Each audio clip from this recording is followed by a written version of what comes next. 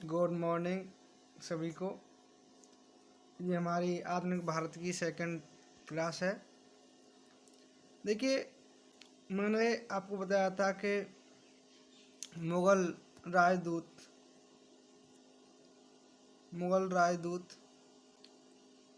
Captain Hawkins 1608 ईस्वी में भारत आया और वो मुग़ल बादशाह जहांगीर के दरबार में पहुंचा। इसके बाद सर टॉमस रो 1615 ईस्वी में जहांगीर के दरबार में आया। मुग़ल बादशाह जहांगीर के दरबार की शान शौकत देखी उसने और वह बहुत प्रभावित हुआ। उसने सम्राट को अंग्रेजी दस्ताने भेंट किए और इंग्लैंड में इस्तेमाल की जाने वाली बग्घी दी, जिससे जहांगीर भी प्रसन्न हुआ। ये भारत का नक्शा है, इंडियन मैप। इसको आप अध्ययन कर सकते हैं कि अंग्रेजी राज्य कहाँ कहाँ पे थे, डच कहाँ कहाँ थे, फ्रांसीसी कहाँ कहाँ थे, पुर्तगाली कहाँ कहाँ थे और डेनिश भी कहाँ कहाँ थे। राजाओं के मन में यह आशा थी कि उनके राज्य का खजाना बढ़ेगा तथा करों में छूट देने से उनके राज्य में ज़्यादा व्यापार आकर्षित होगा और राज्य खूब फलेगा फूलेगा, इससे और अधिक कर मिलेगा। इसका तात्पर्य क्या है? इसका तात्पर्य कि भारत के जो राजा थे उनकी ये आशा थी। अब हम आज का मेन टॉपिक स्टार्ट करते हैं कि हिंदुस्तान के राजाओं के मन में यूरोपीय व्यापारियों की तरफ से मिलने वाली धमकी का असर भी था। पुर्तगाली नौसेना का मुकाबला दूसरे यूरोपीय देशों की सशक्त नौसेनाएं ही कर रही थी और हिंदुस्तान के जहाज़ों को पुर्तगालियों के खतरे से भी सुरक्षा की जरूरत थी।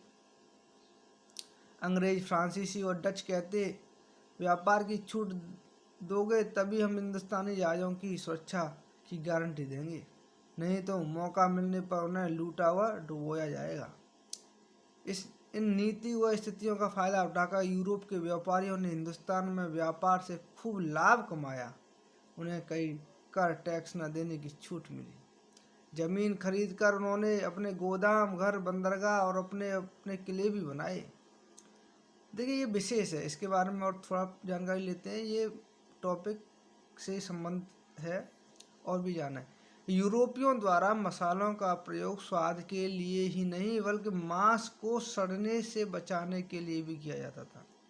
यूरोपीय लोग थे, वो मसालों का प्रयोग केवल स्वाद के लिए नहीं करते थे। वो क्या करते थे कि वहाँ सर्दी पड़ती थी तो मांस को रख देते थे। मांस सुरक्षित रखा जाए इसलिए मसालों का प्रयोग किया जाता था, सड़ने से बचाया जाए। पुर्तगाल, इंग्लैंड, फ्रांस, हॉलैंड आदि यूरोपीय देशों का क्षेत्रफल, जनसंख्या व संसाधन भारत के एक प्रांत उत्तर प्रदेश के क्षेत्रफल, जनसंख्या और संसाधनों की तुलना में कम है। ये ध्यान रखो कि इंग्लैंड को मिला दिया जाए, पुर्तगाल को मिला दिया जाए, फ्रांस को मिला दिया जाए, हॉलैंड को मिला दिया जाए तो उनका क्षेत्रफल और जनसंख्या हमारे उत्तर प्रदेश के जनसंख्या क्षेत्रफल के बराबर भी नहीं है।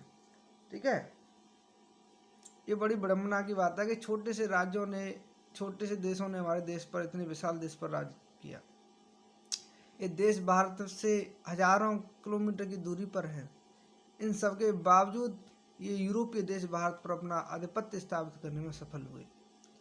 जिस समय यूरोपीय देशों में तकनीकी विकास, जैसे घड़ी, छपाई के लिए प्रेस एवं बंदूक आदि बनाए जा रहे थे, उस समय हमारे देश के शासक इनसे अनभिज्ञ व अपरिचित थे।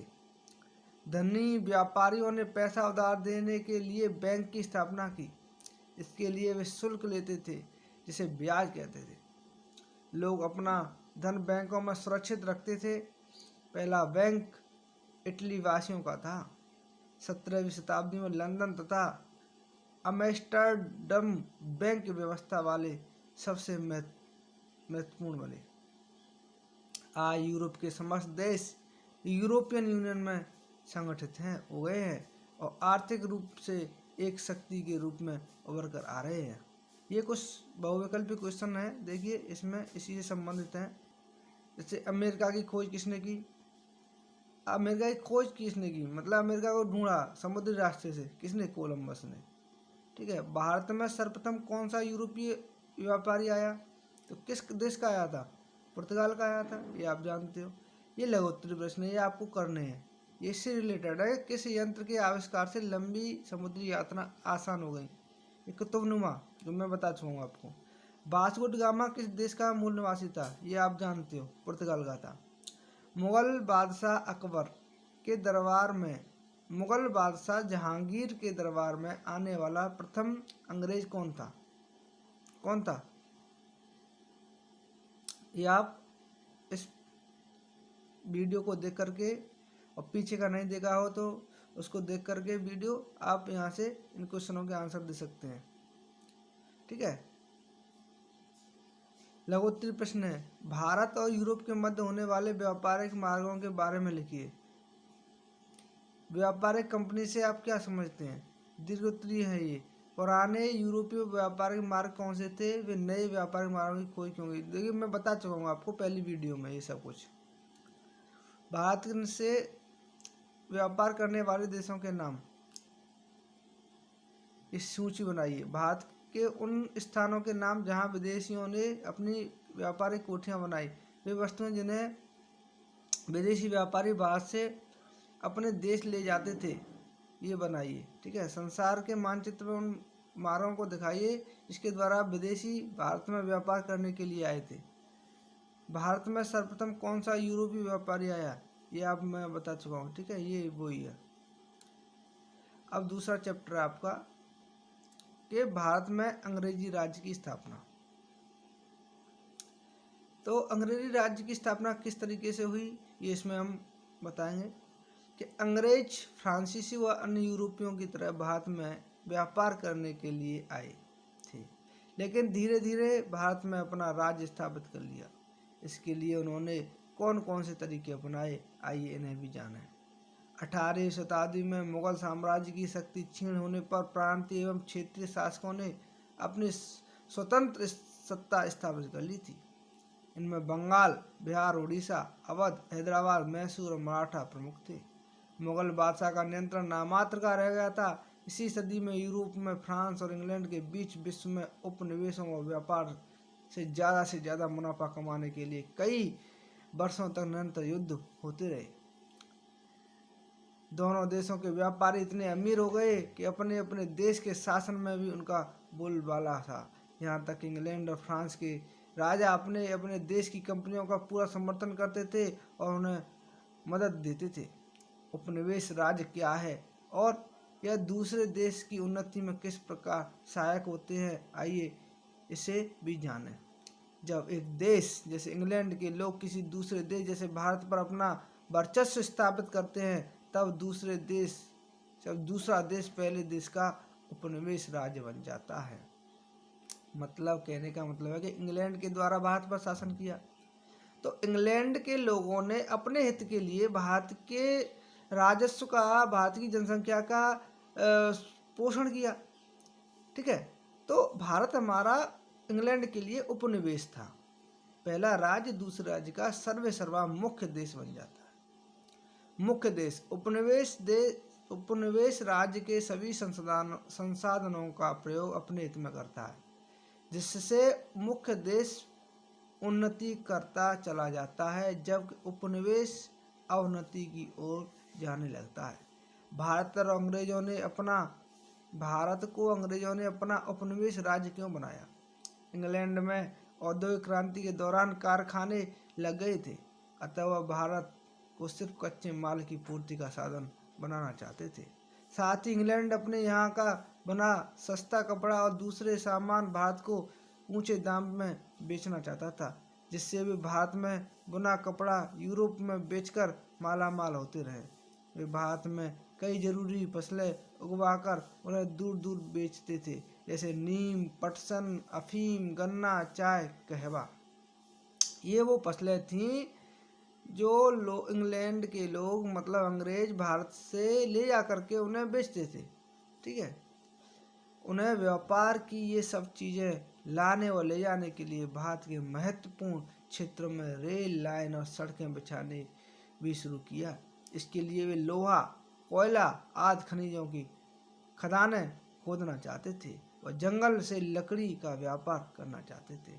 यह सब करने के लिए उन्हें भारत में जगह जगह अपने अधिकारी रखने और भारत के लोगों पर अपना नियंत्रण बनाने की जरूरत महसूस हुई।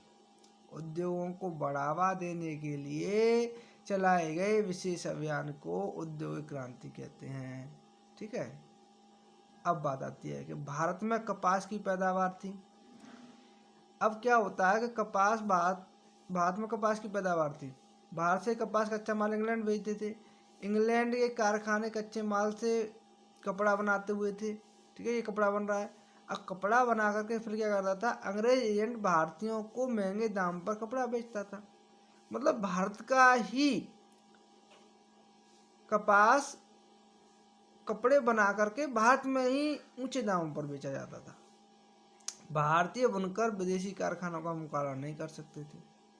कारखाने में कपड़ा जल्दी बनता था तथा उसकी लागत भी कम आती थी, जबकि भारतीय बुनकर को हाथ से कपड़ा बनाने में काफ़ी समय लगता था तथा उसके कपड़े की बिक्री काफ़ी कम दाम में होती थी। इससे भारतीय बुनकरों की दशा खराब होती गई। ईस्ट इंडिया कंपनी नील, कॉफ़ी, चाय बागान भारत में लगाती थी और इन फसलों को सस्ते दामों में खरीदकर अपने जहाज़ों से इंग्लैंड के कारखानों में भेजती थी। अंग्रेज इंग्लैंड के कारखानों से तैयार माल जैसे कपास से कपड़ा, चाय पत्ती, कपड़ा रंगने के लिए तैयार नील आदि जहाज़ों के माध्यम से भारत एवं यूरोप में अधिक दाम में बेचते थे। उन्होंने व्यापार की यह सब चीज़ें लाने व ले जाने के लिए रेलवे लाइनें, सड़कें, दूरसंचार आदि की व्यवस्था की। इससे व्यापार में तेजी आई और उनका दिन प्रतिदिन मुनाफा बढ़ता गया। यह सब करने के लिए उन्होंने भारत में अपने अधिकारी रखे और भारत पर अपना वर्चस्व कायम किया।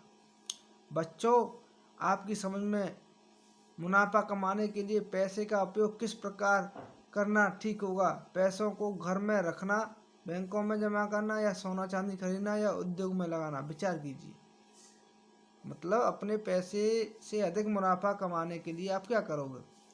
पैसे को घर में रखेंगे, बैंक में जमा करेंगे, सोना चांदी खरीदेंगे या उद्योग में लाएंगे? इसमें सबसे पहला पॉइंट आपको दिमाग से यूज करना है कि उद्योग से ही पैसा अधिक कमाया जा सकता है।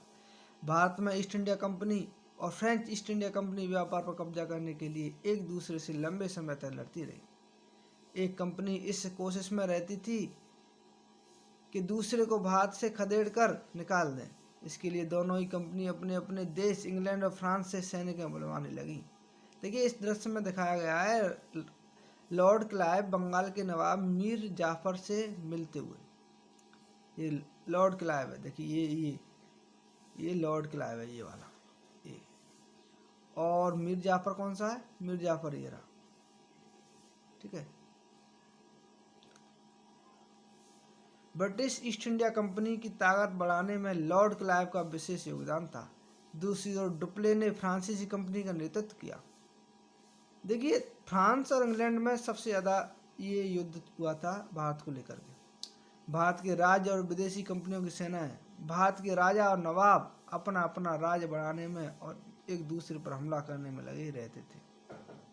इनमें उत्तराधिकार संबंधी युद्ध भी होते थे और वे इन विदेशी कंपनियों की सहायता लेने में नहीं हिचकिचाते थे। दोनों कंपनियां इन झगड़ों में अपनी टांगें अड़ाने लगी।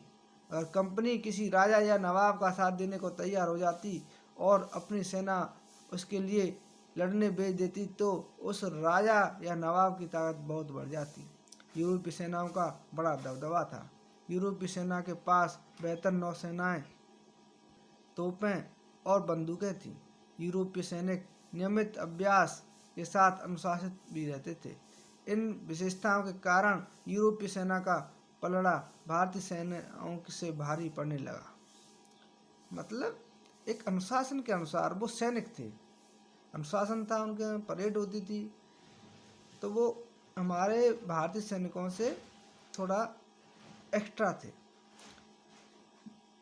राजाओं की सैनिक ताकत बढ़ाने के बदले में कंपनी उनसे व्यापार की कई रियायतें ऐंठने लगी। ये ड्रिल करते हुए, बंदूकें चलाते हुए, इस तरीके से तोपें चलाते हुए वो चलाते थे। हमारे राजा अपनी सेना का अभ्यास उसी समय करते थे जब लड़ाई होती थी, तो वो ट्रेंड होते थे। और हमारे यहाँ के राजाओं के सैनिक क्या थे, अनट्रेंड थे, क्योंकि उनको तो बस लड़ाई लड़ना था, उसका अभ्यास नहीं करते थे वो लोग। राजा कंपनी की सैनिक सहायता के बदले में उसे बहुत धन भेंट में देते थे। यह धन कंपनी के व्यापार के काम आता था। कई बार कंपनी राजा से उसके राज्य का एक बड़ा इलाका भेंट में लेती थी। उस इलाके के गांव शहरों से कंपनी लगान वसूल करती थी और लगान से मिले धन से व्यापार करती थी। इस तरह मिले धन से कंपनी अपनी सेना का खर्चा भी चलाने लगी। भारत में जमीन लेकर इन कंपनियों ने अपनी अपनी कोठियों की किलेबंदी भी की और भारत में एक दूसरे से कई युद्ध लड़े। इनके द्वारा दक्षिण भारत के कर्नाटक क्षेत्र में 1746 ईस्वी से 1763 ईस्वी के बीच 3 युद्ध लड़े गए, जिन्हें कर्नाटक युद्ध कहा जाता है। 1746 से लेकर के 1763 तक कर्नाटक में 3 युद्ध लड़े गए थे, जिनको कर्नाटक युद्ध कहा जाता है। प्रथम कर्नाटक युद्ध 1746 से 48 में हुआ था। द्वितीय कर्नाटक युद्ध 49 से 54 तक हुआ था और तृतीय कर्नाटक युद्ध 56 से 63 तक हुआ था। अंत में 1760 ईस्वी में वांडियावास के युद्ध में फ्रांसीसी अंग्रेजों से परास्त हो गए और सिर्फ व्यापारिक कारणों तक सीमित रह गए। कहने का मतलब है कि अंग्रेजों का फ्रांसीसियों पर वर्चस्व स्थापित हो गया। वांडीवास का युद्ध जो 1760 ईस्वी में हुआ था, उसके द्वारा फ्रांसीसी हार गए अंग्रेजों से। अब ये आप ध्यान रखना कि तीनों कर्नाटक युद्ध मैंने बता दिए, 46 से 48 तक, 49 से 54 तक, 56 से 63 तक। ये सेंट जॉर्ज फोर्ट मद्रास का है। राजा और नवाबों को अंग्रेजों से खतरा था। कंपनी को भेंट देने और उसकी सेना का खर्चा उठाने में भारतीय राजाओं पर बहुत बोझ पड़ने लगा। राजा व नवाब व्यापार के खिलाफ नहीं थे, परंतु वे अपने राज्य में किसी और की सैनिक ताकत नहीं बढ़ने दे सकते थे। उन्होंने कंपनियों की सैनिक ताकत पर रोक लगाने की कोशिश की। अस्त्र शस्त्र सैनिक बल व किलेबंदी के सहारे होने वाले व्यापार कोई साधारण व्यापार नहीं रहा। भारत के राजा और नवाबों को यह बात बड़ी खतरनाक लगी कि उन्होंने राज्य में किसी दूसरे देश के लोग सेनाएं रख रहे हैं, युद्ध लड़ रहे हैं, किले बना रहे हैं और अपनी सेना शक्ति बढ़ा रहे की धाक जमाए हैं। वे कंपनी की दूसरी बातों से भी परेशान रहते थे। ब्रिटिश ईस्ट इंडिया कंपनी का भारत के राजाओं से राज्य से फायदा उठाना। देखिए, ब्रिटिश ईस्ट इंडिया कंपनी के द्वारा भारतीय राजाओं के राज्यों से फायदा उठाना। कंपनी के कर्मचारी अपना निजी व्यापार भी कर रहे थे।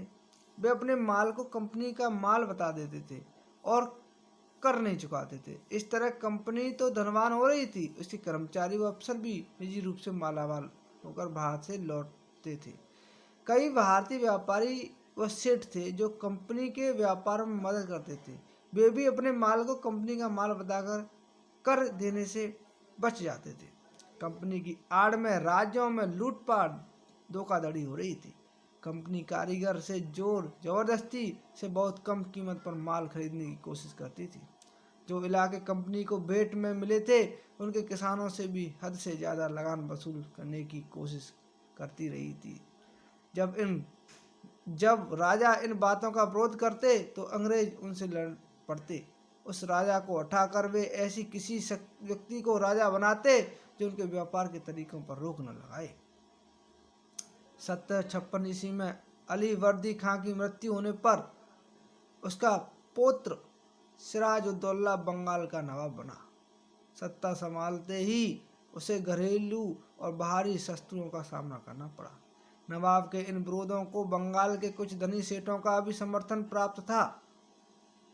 अब सर पाकर ब्रिटिश ईस्ट इंडिया कंपनी ने नवाब के विरोधियों की साजिशों में भाग लेना आरंभ कर दिया।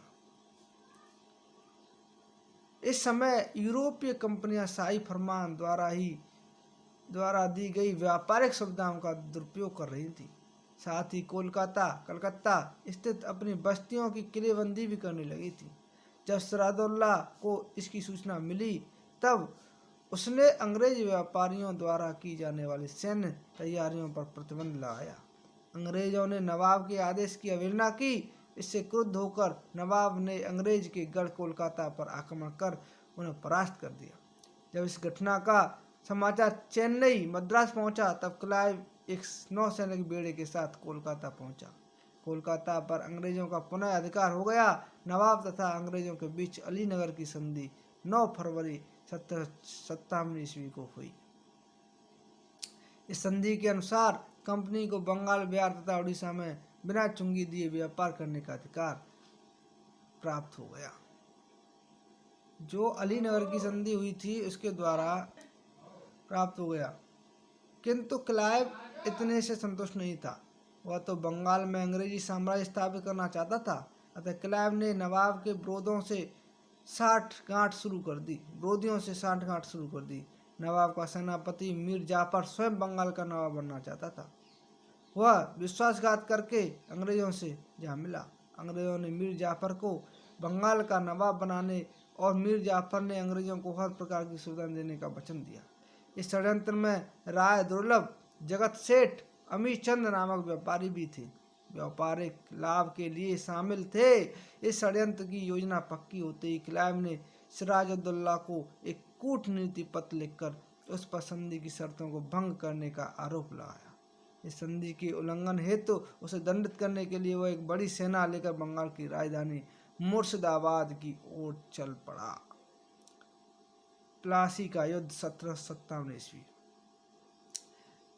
जब नवाब को इसकी सूचना मिली तब उसने विरोध करने हेतु अपनी सेना के साथ क्लाइव के विरुद्ध कूच कर दिया। 1757 ईस्वी में प्लासी के मैदान में सिराजुद्दौला तथा क्लाइव की सेना आमने सामने हुई। नवाब ने अपने सेनापति मीर जाफर को अंग्रेजों पर आक्रमण की पहल करने को कहा, किंतु मीर जाफर निष्क्रिय खड़ा रहा।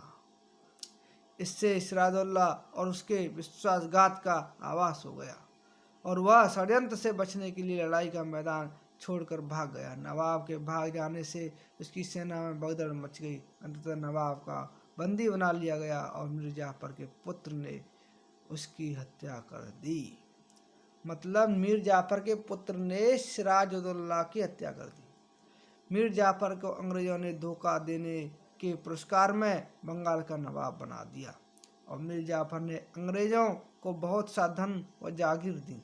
मीर जाफर महत्वाकांक्षी तो था, किंतु वह स्वतंत्रता पूर्वक शासन नहीं कर सका। उसने अनुभव किया कि अंग्रेज उसे मात्र एक कठपुतली की तरह नामधारी शासक के रूप में रखना चाहते थे। अंग्रेजों ने उसे अपनी सुनिश्चित आय का साधन बना लिया और उससे धन वसूलने लगे। कंपनी के एजेंट तथा दलालों ने भ्रष्टाचार से आर्थिक लूट की कार्रवाई शुरू कर दी। फलतः नवाब का खजाना खाली हो गया और आर्थिक संकट में पड़ गया। अंततः वह अंग्रेजों की बढ़ती मांग पूरा करने में असमर्थ हो गया। उसके आर्थिक शोषण और उत्पीड़न के फलस्वरूप किसानों तथा दस्तकारों में असंतोष व्याप्त हो गया। इस राजनीतिक और आर्थिक अव्यवस्था से ऊब कर वह अंग्रेजों से छुटकारा पाने का उपाय सोचने लगा। इसी बीच 1760 ईस्वी में अंग्रेजों ने उसे गद्दी से उतारकर उसके दामाद मीर कासिम को बंगाल का नवाब बना दिया। अंग्रेजी सेना का खर्च चलाने हेतु उसको वर्धमान, मैदानपुर, चटगांव के जिले अंग्रेजों को देने पड़े। मीर कासिम एक योग्य शासक था। वो बंगाल की दशा को सुधारना चाहता था। उसने विद्रोही अमीरों का दमन किया और अपनी सेना में आवश्यक सुधार किए। मुंगेर में तोड़कर बंदूकों और तोपों को बनाने का कारखाना स्थापित किया।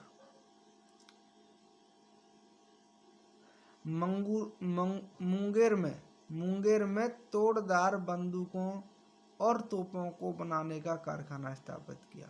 सैन्य क्षमता बढ़ाने के लिए उसने सैनिक प्रशिक्षण हेतु यूरोपीय अधिकारी नियुक्त किए।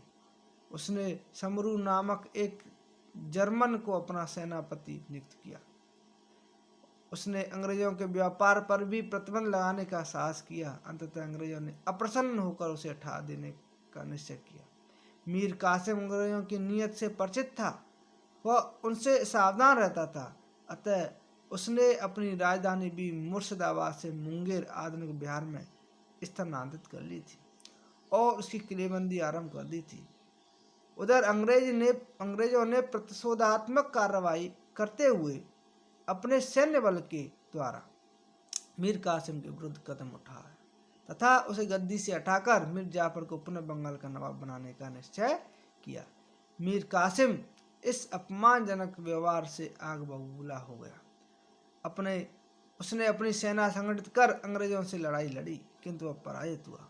और गुड मॉर्निंग सभी को, ये हमारी तीसरी वीडियो है। इसको लाइक करें, शेयर करें, सब्सक्राइब करें। आज हम बक्सर के युद्ध के बारे में यहाँ चर्चा करेंगे। बक्सर का युद्ध 1764 ईस्वी में हुआ था। देखिए, बक्सर का युद्ध एक कूटनीति थी। बक्सर का युद्ध एक कूटनीति थी। देखिए, ये तीनों सेनाएं थी। कौन कौन सी सेनाएं थी, मैं पहली वीडियो में आपको बता चुका हूँ कि मीर कासिम, जो मीर कासिम था, उसकी सेना और अवध के नवाब सिराजुद्दौला तथा मुगल बादशाह शाह आलम की सेना, ये तीनों सेनाओं ने एक संयुक्त सेना बनाई थी। तीनों राजाओं ने एक संयुक्त सेना बनाई थी। तो तीनों की संयुक्त सेनाओं का अंग्रेजों की सेना के साथ 1764 ईस्वी में बक्सर के मैदान में भीषण संग्राम हुआ, परंतु सफलता अंग्रेजों को ही मिली। मीर कासिम युद्ध भूमि से भागने का विवश हुआ। इसी प्रकार क्लाइव ने बंगाल के नवाब से एक संधि की, जिसके अनुसार बंगाल में द्वैत शासन की स्थापना की। इसके अंतर्गत प्रशासन का उत्तरदायित्व नवाब के कंधों पर डाला गया तथा राजस्व वसूली का अधिकार कंपनी ने अपने हाथों में ले लिया। इस प्रकार भारत पर प्रभुत्व जमाने के लिए अंग्रेजों ने भारतीय सामाजिक, आर्थिक एवं राजनीतिक ढांचे पर अपना वर्चस्व स्थापित किया और भारत को अपना औपनिवेशिक राज्य बना लिया। देखिए, इससे पहले हम अभी बक्सर के युद्ध के बारे में बात कर रहे थे, तो अंग्रेजों ने एक बार फिर मीर जाफर को बंगाल का नवाब बनाया था। मीर कासिम के बाद मीर कासिम ने तो विद्रोह कर दिया। अब मीर कासिम ने विद्रोह कर दिया तो उसने अवध के नवाब सिराजुद्दौला तथा मुगल बादशाह शाह आलम के साथ एक संयुक्त सेना का गठन किया। इस संयुक्त सेना ने बक्सर के युद्ध में अंग्रेजों के साथ युद्ध लड़ा, लेकिन अंग्रेज इसमें विजय ही हुए। तो अब बंगाल का नवाब तो किसी को बनना था। अब नवाब भी ऐसा हो जो अंग्रेजों का गुलाम हो, केवल नाम मात्र का नवाब हो, लेकिन सभी राजनीतिक और वित्तीय अधिकार अंग्रेजों के हाथों में हो। तो इस महत्वाकांक्षा को पूरा करता था मीर जाफर। तो मीर जाफर को एक बार अंग्रेजों ने फिर बंगाल का नवाब बना दिया। बक्सर के युद्ध का भारतीय इतिहास में बहुत महत्व है। अंग्रेजों की इस विजय से न केवल मीर कासिम की शक्ति छिन्न भिन्न हो गई, बल्कि अवध भी अंग्रेजों की सैन्य व राजनीतिक प्रभुत्व में आ गया। जहाँ प्लासी की जीत ने अंग्रेजों की आर्थिक स्थिति मजबूत की, वहीं बक्सर की जीत ने अंग्रेजों के पैर भारत में और मजबूत कर दिए। तो बक्सर की जो जीत थी वह भारत में अंग्रेजी शासन के लिए एक महत्वपूर्ण ट्रायंगल था। बक्सर के युद्ध के बाद क्लाइव ब्रिटिश गवर्नर बनकर भारत आया। बक्सर के युद्ध के बाद क्लाइव ब्रिटिश गवर्नर बनकर के भारत आया। पहले कौन था? सेनापति था, केवल एक सेनापति था, लेकिन अब गवर्नर बन गया। तो मुगल बादशाह शाह आलम द्वितीय और अवध के नवाब सिराजुद्दौला के साथ इलाहाबाद की दो संधि की। इन संधियों की निम्नलिखित शर्तें थी। मतलब बक्सर के युद्ध के बाद जब क्लाइव भारत आया तो गवर्नर बन के आया था, पदोन्नति हो गई थी उसकी। अब उसने अवध के नवाब से अलग संधि की और मुगल बादशाह से अलग से संधि की। और दोनों संधि कहाँ हुई? इलाहाबाद में हुई। तो पहली जो संधि हुई थी, मुगल बादशाह शाह आलम द्वितीय ने शाही फरमान द्वारा अंग्रेज कंपनी ईस्ट इंडिया कंपनी को बंगाल, बिहार और उड़ीसा की दीवानी प्रदान कर दी। वे इन प्रांतों से भू राजस्व वसूली के अधिकारी हुए। मतलब मुगल बादशाह ने बंगाल, बिहार, उड़ीसा ये सब कुछ दे दिया कि आप यहाँ से व्यापार करो, कोई राजस्व आपको टैक्स नहीं देना है, खूब राजस्व वसूली करो, जितनी आय उतनी आय करो आप। मुगल बादशाह को 26 लाख रुपए की वार्षिक पेंशन अंग्रेजों ने देना स्वीकार किया। इस संधि में एक बिंदु ये भी था कि मुगल बादशाह शाह आलम द्वितीय को ये 26 लाख रुपए प्रति वार्षिक की पेंशन देंगे। ये संधि 12 अगस्त 1765 ईस्वी को हुई। इलाहाबाद की प्रथम संधि के नाम से इसको जाना जाता है। अब दूसरी संधि किससे हुई थी? अवध के नवाब। वो कब हुई थी? 16 अगस्त 1765 को। कंपनी ने कहा था कि कड़ा और इलाहाबाद के जिले अवध के नवाब से लेकर मुगल बादशाह को दे दी जाएंगे। जो इलाहाबाद और कड़ा के जो किले थे वो अवध के नवाब से लेकर के मुगल बादशाह को दे दी जाएंगी। अवध का शेष भाग इलाहाबाद एवं कड़ा को छोड़कर अवध के नवाब सिराजुद्दौला को वापस कर दिया जाएगा। नवाब ने कंपनी को 50 लाख रुपए युद्ध हर्जाना के रूप में दिए। मतलब देखिए, नवाब को कुछ मिला? कुछ नहीं मिला। कड़ा और इलाहाबाद कहाँ चले गए? नवाब से मुगल बादशाह के पास चले गए। ठीक है, और नवाब को 50 लाख रुपए और देने पड़े अंग्रेजों को। तो क्या कूटनीति थी! मतलब दोनों पलड़ों में उनको लड्डू चाहिए थे। किनको? अंग्रेजों को। इधर इलाहाबाद की प्रथम संधि के द्वारा मुगल बादशाह को संतुष्ट कर दिया, 26 लाख रुपए उसको दे रहे हैं, बिहार, उड़ीसा और बंगाल को खूब लूट रहे हैं। इधर अवध के नवाब से कड़ा और इलाहाबाद ले लिए और किसको दे दिए? मुगल बादशाह को, और 50 लाख रुपए खुद ले रहे हैं। तो इस तरीके से उन्होंने कूटनीति का जाल बिछाया और दोनों ही शासक उसमें फंस गए। इसी प्रकार क्लाइव ने बंगाल के नवाब से एक संधि की, जिसके अनुसार बंगाल में द्वैत शासन की व्यवस्था की। इसके अंतर्गत प्रशासन का उत्तरदायित्व नवाब के कंधों पर था। अब इस समय नवाब कौन था बंगाल का? मीर जाफर था। भाई मीर कासिम तो मतलब बंदी बना लिया गया उसको, तो मीर जाफर इस समय बंगाल का नवाब था।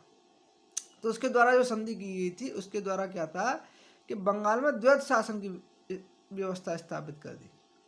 तो प्रशासन का दायित्व तो नवाब के ऊपर डाल दिया और राजस्व वसूली अपने हाथों में ले लिया।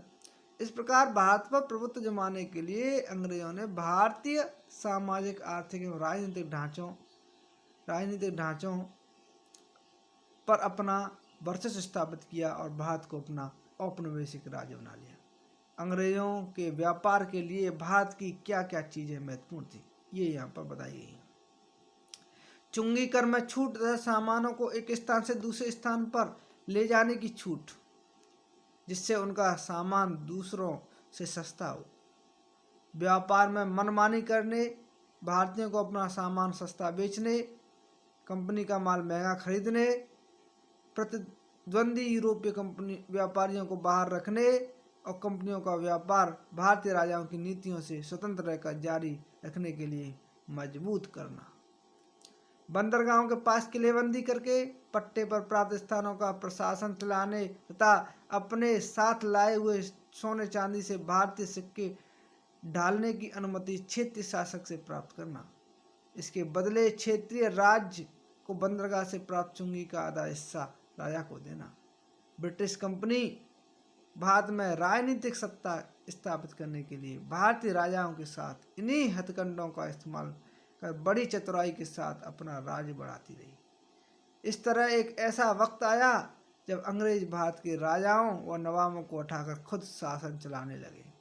समय समय पर आवश्यकता अनुसार अपनी नीतियों में बदलाव, शर्तों को तोड़ना, भारतीय राजाओं पर आक्रमण, क्षेत्रीय राजनीति में दखलंदाजी, राजाओं के साथ कुचक्र फूट डालना, आपस में लड़ाना आदि तरीकों का निर्लज्जता पूर्वक प्रयोग करते हुए अंग्रेजी शर्तों के अधीन क्षेत्रीय राजाओं को कोष खाली होता गया।